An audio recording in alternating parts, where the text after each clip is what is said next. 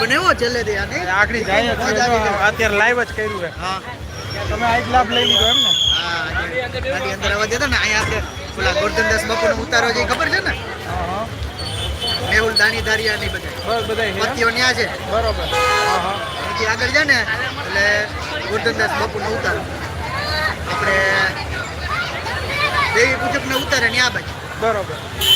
જોરદાર આવજે. આ ભાઈને રોકાવાનું છે? ના ના એ પછી આવતો રહે. હાલો મળીએ.